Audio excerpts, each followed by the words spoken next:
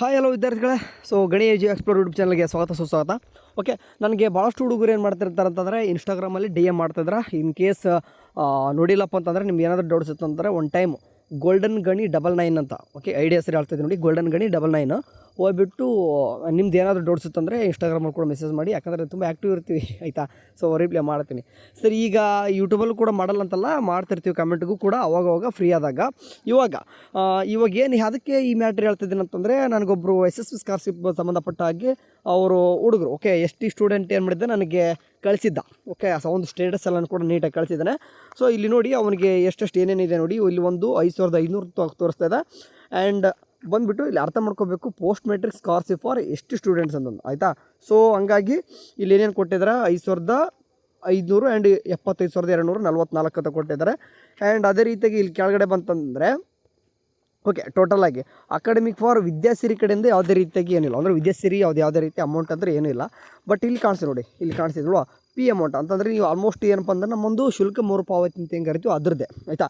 So ಅದ್ರದ್ದು ಇದು ಎಷ್ಟಿದೆ ಟೋಟಲಾಗಿ ಎಲ್ಲ ಬಂದುಬಿಟ್ಟು 80,744 ಆಗಿದೆ ಆಯಿತಾ. ಸೊ ಅದು ತಕ್ಕನಂಗೆ ಸ್ಟೇಟಸ್ ಚೆಕ್ ಮಾಡೋಕ್ಕೆ ಹೋದರೆ ಇಲ್ಲಿ ಸ್ಟೇಟಸಲ್ಲಿ ಏನು ನೋಡ್ರಿ ಅವೇಟೆಡ್ ಅಂತ ಇದೆ. ಸೊ ಅದರ ಅವೇಟೆಡ್ ಇದೆ ಅಂತಂದರೆ ಇನ್ನೂ ಕೂಡ ಬಂದಿಲ್ಲ ಅಂತ ಅರ್ಥ. ಸೊ ಅದಕ್ಕಾಗಿ UTR ನಂಬರ್ ಆಯಿತು, ಬ್ಯಾಂಕ್ ಅಕೌಂಟ್ ಏನು ಕೂಡ ತೋರಿಸಿಲ್ಲ, ನೋ ರೆಸ್ಪಾನ್ಸ್. ಸೊ ಈ ರೀತಿ ಸ್ಟೇಟಸ್ ನಿಮ್ಮದು ಕೂಡ ಇರ್ಬೋದು ಭಾಳಷ್ಟು ಸ್ಟೂಡೆಂಟದು. ಈಗ ವಿಡಿಯೋ ನೋಡ್ತಿರಲ್ಲಿ ಎಷ್ಟೋ ಒಂದು ಇಂತಿಷ್ಟು ಪರ್ಸೆಂಟ್ ಸ್ಟೂಡೆಂಟ್ಸ್ ಕೂಡ ಇದೇ ರೀತಿ ಸ್ಟೇಟಸ್ ಇರ್ತದೆ. ಓಕೆ, ನೀವು ಅಂಡರ್ ಗ್ರ್ಯಾಜುಯೇಷನ್ ಕಲಿತಿದ್ರು ಅಥವಾ ಪೋಸ್ಟ್ ಗ್ರ್ಯಾಜುಯೇಷನ್ ಕಲಿತಿದ್ರು ಅದು ಮ್ಯಾಟ್ರ್ ಆಗಲ್ಲ. ಓಕೆ, ಯಾವುದೇ ರೇಂಜಲ್ಲಿ ಯಾವುದೇ ಲೆವೆಲ್ ಒಳಗೆ ಕೂಡ ಕಲಿತಾರೆ. ಈ ರೀತಿ ಸ್ಟೇಟಸ್ ಇತ್ತು ಅಂದರೆ ಅಮೌಂಟ್ ಎಷ್ಟು ದಿನ ಆಗ್ಬೋದು ಬರಲಿಕ್ಕೆ ಅಂತ ಹೇಳ್ಬೋದು ನಮಗೆ ಆಯಿತಾ. ಸರಿ, ಓಕೆ ನಾನು ಎಲ್ಲಿವರೆಗೂ ಅಂತಂದರೆ ಇಲ್ಲಿವರೆಗೂ ಇದ್ದಾಗ ಗ್ಯಾರಂಟಿ ಕೊಡ್ಲಿಕ್ಕೆ ಬರೋಲ್ಲ. ಯಾವಾಗ ಅವೇಟೆಡ್ ಅಂತ ಬರುತ್ತಂತಂದರೆ ಯಾವಾಗ ಅವೇಟೆಡ್ ಅಂತ ಬಂದುಬಿಡುತ್ತೋ ಆವಾಗ ಎಷ್ಟು ದಿನದ ಒಳಗಡೆ ನಿಮಗೆ ಅಮೌಂಟ್ ಬರ್ಬೋದು ಅಂತಂದು ಎಕ್ಸ್ಪೆಕ್ಟೇಷನ್ ಹೇಳ್ಬೋದು. ಇಷ್ಟೇ ಎಕ್ಸಾಕ್ಟ್ ಅಂತ ಹೇಳಕ್ಕೆ ಬರೋಲ್ಲ. ವಿತಿನ್ ಓಕೆ ಈ ರೀತಿ ಅವೇಟೆಡ್ ಇತ್ತಪ್ಪ ಅಂತಂದರೆ ವಿತಿನ್ 30 ಡೇಸ್, ಇವತ್ತು ವಿತಿನ್ 30 ಡೇಸ್ ಒಳಗಡೆ ನಿಮ್ಮ ಒಂದು ಅಕೌಂಟಿಗೆ ಯಾವ್ದು ಕೊಟ್ಟಿರ್ತಾರೋ ಅಮೌಂಟ್ ಬರ್ತದೆ.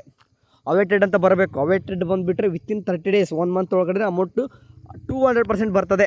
ಓಕೆ, ಬಂದಿಲ್ಲ ಅಂತಂದರೆ ಏನು ಮಾಡಬೇಕು ಅಂತಂದರೆ ನೋಡಿ, ಎಲ್ಲನೂ ಕೂಡ ಆಗಿದೆ, ಎಲ್ಲನೂ ಕೂಡ ಬಂದಿಲ್ಲ ಅಂತಂದರೆ 1 ತಿಂಗಳ ಮೇಲೇ ಇನ್ನೂ ಕೂಡ ಆಗ್ತಾಯಿದೆ ಅಂತಂದರೆ ಪ್ಲೀಸ್ ವಿಸಿಟ್ ಏನು ಮಾಡಿರಿ. ಈಗ SC ಸ್ಟೂಡೆಂಟ್ ಆಯ್ತಂದ್ರೆ ಸಮಾಜ ಕಲ್ಯಾಣ ಇಲಾಖೆ ಯಾವುದಿದೆ ನಿಮಗೆ ಹತ್ರ ಇರೋದು ಅಲ್ಲಿ ಹೋಗಿ ವಿಸಿಟ್ ಕೊಡಿರಿ. ಇಲ್ಲ ನೀವು ನಾರ್ಮಲ್ OBC ಸ್ಟೂಡೆಂಟ್ ಆಯ್ತಂದರೆ ನಿಮಗೆ BCM ಆಫೀಸ್ ಅಂತ ಬರ್ತದೆ, ತಾಲೂಕು ಆಫೀಸ್ ಅಂತ ಬರ್ತದೆ, ಅಲ್ಲಿ ವಿಸಿಟ್ ಕೊಡಿರಿ. ಯಾಕೆ ಹೇಳ್ತಿದ್ದೇನೆ ಅಂತಂದರೆ ನಿಮ್ದು ಏನೋ ಸ್ವಲ್ಪ ಪ್ರಾಬ್ಲಮ್ ಆಗಿರ್ತದೆ, ಏನಾದರೂ ಒಂದು ಸೀಡಿಂಗ್ ಆಗಿರೋದಿಲ್ಲ, ಈ ರೀತಿ ಪ್ರಾಬ್ಲಮ್ ಇರ್ತದೆ. ಅದೇನಂತ ತಿಳ್ಕೊಳ್ಳೋಕ್ಕೋಸ್ಕರ ವಿಸಿಟ್ ಮಾಡಬೇಕಾಗಿರೋ ನೀವು ಆಯಿತಾ. ಓಕೆ, ನೀವು ಬೇರೆ ಬೇರೆ ಕೋರ್ಸ್ ಕೂಡ ಓದ್ತಿರ್ತೀರ. ಈಗ ಒಂದು ಸ್ಟೂಡೆಂಟ್ ತೋರಿಸ್ತೀವಿ. ಈಗ ಲೈಕ್ ಎಕ್ಸಾಂಪಲ್ ನನ್ನದೇ ಆದಂಥ ಯಾವ ರೀತಿ ಸ್ಟೇಟಸ್ ಇದೆ ಅದನ್ನು ತೋರಿಸ್ಲಿಕ್ಕೆ ಟ್ರೈ ಮಾಡ್ತೇನೆ ನಿಮಗೆ. ಸೊ ನಾ ಇವಾಗ ಏನು ಮಾಡ್ತೀನಿ ಅಂತಂದರೆ ಇಯರ್ ವೈಸ್ ಸ್ಟೂಡೆಂಟ್ ಸ್ಟೇಟಸ್ ಇದೆ ಏನು ಕಾಣಿಸ್ತಿದೆ ಅದನ್ನು ಕ್ಲಿಕ್ ಮಾಡ್ಕೊಂಡಾಗ ಸೊ ನಾ ಈ ಸದ್ಯಕ್ಕೆ 2025-26 ಅಂತರೂ ಅಲ್ಲ, 2024-25 ಮೇಲೆ ಕ್ಲಿಕ್ ಮಾಡಿಕೊಂಡು ವ್ಯೂ ಮೇಲೆ ಕ್ಲಿಕ್ ಮಾಡ್ಕೊತೀನಿ. ಸೊ ನಾನು PDF ಓಪನ್ ಮಾಡ್ಕೊಳ್ತಾ ಇದ್ದೀನಿ ಆಯಿತಾ. PDF ಓಪನ್ ಮಾಡಿಕೊಂಡು ಸ್ಟೇಟಸ್ ಯಾವ ರೀತಿ ಇದೆ ಈ ರೀತಿ ಬಂದಾಗ ಇಲ್ಲಿ ಕಾಣಿಸ್ತಿದೆ ನೋಡಿ 4000. ಓಕೆ, ಯಾಕಂದರೆ ನಮಗೆ ನಮ್ಮ ಕೋರ್ಸ್ಗೆ ನಮಗೆ ಯಾವ ಕ್ಯಾಟಗರಿ ಒಳಗಡೆ ಎಷ್ಟು ಅಮೌಂಟ್ ಬರಬೇಕು ಅದಷ್ಟೇ ಇಲ್ಲಿ ತೋರಿಸ್ತಾ ಇರೋದು. 4000 ಅಮೌಂಟ್ ತೋರಿಸ್ತಾ ಇದಿಲ್ವಾ. ಓಕೆ, 4000 ಅಮೌಂಟ್ ತೋರಿಸ್ತಾ ಇದೆ. ಅದ್ರ ತಕ್ಕನಂಗೆ ಡೀಟೇಲ್ಸ್ ನೋಡಿ ಅವೇಟೆಡ್ ಅಂತ ಏನಾದರೂ ಇದೆಯಾ, ಎಲ್ಲನೂ ಕೂಡ ಎಸ್ ಅಂತ ಆಗಿಬಿಟ್ಟಿದೆ. ಎಸ್ ಅಂತಂದರೆ ಇಲ್ಲಿ ಅವೇಟೆಡ್ ಇತ್ತಂದರೆ 1 ಮಂತ್, ಎಸ್ ಅಂತಂದರೆ ಹಳೆ ಅಮೌಂಟ್ ಬಂದಿದೆ ಅಂತ ಅರ್ಥ. ಸೊ ಡೀಟೇಲ್ಸಿಗೆ ಎಲ್ಲನೂ ಕೂಡ ಇಲ್ಲಿ ಏನು ಮಾಡ್ತಾರೆ, ನಮ್ಮ ಒಂದು UTR ನಂಬರ್ ಆಯಿತು ಈ ಎಲ್ಲನೂ ಕೂಡ ನೀಟಾಗಿ ಈ ರೀತಿ ಸಕ್ಸಸ್ ಆಗಿರೋದು ಆ್ಯಂಡ್ ವಿತ್ ಡೇಟ್ ಕೂಡ ತೋರಿಸ್ಬಿಡ್ತಾರೆ. ಸೊ ಅಂದರೆ ನೋಡಿ ನಮಗೆ ಬಂದಿರೋದು ಇದೆ 2025 ಮಾರ್ಚ್ 12ಕ್ಕೆ ಬಂದಿದೆ. ಅಂದರೆ ನಾನು ಅಪ್ಲಿಕೇಶನ್ ಹಾಕಿದ್ದೆ ಅವಾಗ ಮಾರ್ಚಲ್ಲೇ ಹಾಕಿದ್ದೀನಿ. ಮಾರ್ಚಲ್ಲಿ ಫಸ್ಟ್ ವೀಕಲ್ಲಿ ಹಾಕಿದ್ದೆ, ಸೆಕೆಂಡ್ ವೀಕಲ್ಲಿ ಬಂದಿದೆ, ಇಮಿಡಿಯೇಟ್ 1 ವೀಕಲ್ಲೇ ಬಂತು. ಯಾಕೆ ಬಂತು, ಅವಾಗ ಸ್ಯಾಂಕ್ಷನ್ ಆಗಿತ್ತು ಹಂಗಾಗಿ ಬಂತು. ಕೆಲವೊಬ್ರದ್ದು ಅಪ್ಲಿಕೇಶನ್ ಹಾಕಿದಾಗ ಅಮೌಂಟ್ ಎಲ್ಲನೂ ಕೂಡ ಕ್ಲೋಸ್ ಆಗಿಬಿಟ್ಟಿರುತ್ತೆ, ಅಂದರೆ ಅಮೌಂಟ್ ಖಾಲಿ ಆಗಿರ್ತದೆ. ಎಲ್ಲ ಹುಡುಗರು ಸ್ಟೂಡೆಂಟ್ ಕಳಿಸಿಬಿಡ್ತಾರೆ. ನೆಕ್ಸ್ಟ್ ಇನ್ನೂ ಒಂದು ರೌಂಡ್ ಬರಬೇಕಾಗಿರ್ತದೆ, ಅಮೌಂಟು ಗೌರ್ಮೆಂಟ್ ಫಂಡ್ ರಿಲೀಸ್ ಮಾಡಬೇಕಾಗಿರ್ತದೆ. ಅವಾಗ ಅಪ್ಲಿಕೇಶನ್ ಹಾಕಿದಾಗ ಟೈಮ್ ತೊಗೊಬಿಡ್ತದೆ. ಅದು ಮೇ ಬಿ 1 ಮಂತ್ ತೊಗೋಬೋದು, 2 ಮಂತ್ಸ್ ತೊಗೋಬೋದು, ಅಥವಾ 6 ಮಂತ್ ಅಥವಾ 1 ಇಯರ್ ಗಟ್ಟಲೆ ತೊಗೋಬೋದು. ಓಕೆ, ಅದು ಯಾವಾಗ ರಿಲೀಸ್ ಮಾಡುತ್ತೋ ಅಲ್ಲಿವರೆಗೂ ಕೂಡ ನಮ್ಮ ಡಿಪಾರ್ಟ್ಮೆಂಟ್ ಅವರು ಕಳಿಸಲ್ಲ. ಬಟ್ ಅಮೌಂಟ್ ಮಾತ್ರ ಎಲ್ಲೂ ಹೋಗಲ್ಲ, ಯಾಕಂದರೆ ಇದು ಸ್ಟೂಡೆಂಟಿಗೆ ಸಂಬಂಧಪಟ್ಟಿದ್ದು. ಶುಲ್ಕ ಮರುಪಾವತಿ ಮಾತ್ರ ಯಾವುದೇ ರೀತಿಯಾಗಿ ಕ್ಯಾನ್ಸಲ್ ಮಾಡಲ್ಲ. ಓಕೆ, ಇದು ಯಾವುದು ಅಮೌಂಟ್ ಬೇಕಾದ್ರೆ ತೋರಿಸ್ತೀನಿ ನೋಡಿ, ಬೇಕಾದ್ರೆ ಇನ್ನೋ ಟೈಮಿಗೆ ಆಯಿತಾ.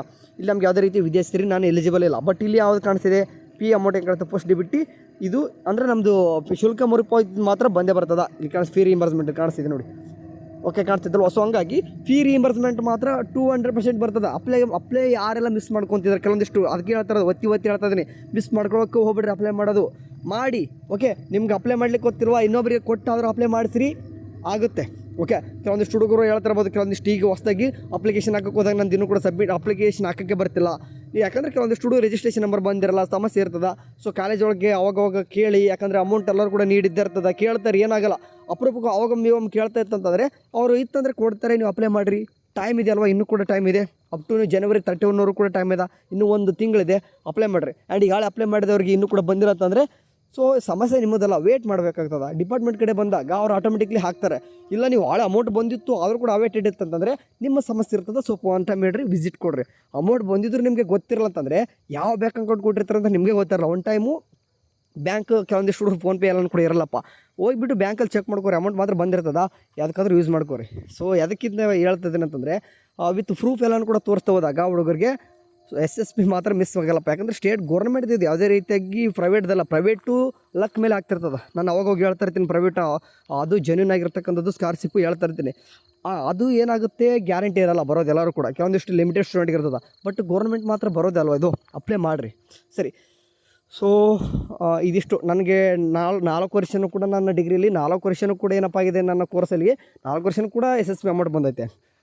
ಶುಲ್ಕ ಮರುಪಾವತಿ ಅಂತ ಏನು ಕರೆದೆ ಅಂದರೆ ಪಿ ರಿಮರ್ಸ್ಮೆಂಟ್ ಆದರೆ ವರ್ಷನೂ ಕೂಡ ಬಂದೈತೆ. ಬಟ್ ಒನ್ ಟೈಮ್ ನನಗೆ ವಿದ್ಯಾಸಿರಿನೂ ಕೂಡ ಎಲಿಜಿಬಲ್ ಇದ್ದೆ, ಅದನ್ನು ಬಂದಿತ್ತು. ಆ್ಯಂಡ್ 1 ವರ್ಷ ಚೀಪ್ ಅಂದರೆ ರೈತ ವಿದ್ಯಾನಿಧಿ ಅಂತ ಏನು ಕರಿತೀವಿ ಅದು ಕೂಡ ಬಂದಿದೆ. ಓಕೆ, ಸೊ ಇಲ್ಲಿ ಏನಾಗುತ್ತೆ ಟೋಟಲ್ ಆಗಪ್ಪ ಅಂತಂದರೆ ಸ್ಕೀಮ್ಸ್ಗಳು ಗೌರ್ಮೆಂಟ್ ಕಡೆಯಿಂದ ಹೆಚ್ಚಿನದಾಗಿ ಬಿಡುಗಡೆ ಆದಾಗ, ಅಂದರೆ ಹೆಚ್ಚಿನದಾಗಿ ಏನಾದರೂ ಅನೌನ್ಸ್ಮೆಂಟ್ ಮಾಡಿದಾಗ ಅವು ಬರ್ತವೆ. ಇಲ್ಲಪ್ಪ ಅಂತಂದರೆ ಶುಲ್ಕ ಮರುಪಾವತಿ ತೊಗೊಂಡು ಆರಾಮಿರೋದು. ಓಕೆ, ಸೊ ಅದಕ್ಕೋಸ್ಕರ ಅಪ್ಲೈ ಮಾಡ್ರಿ ಅಂತ ಹೇಳೋದು ಅಷ್ಟು ಆಯಿತಾ.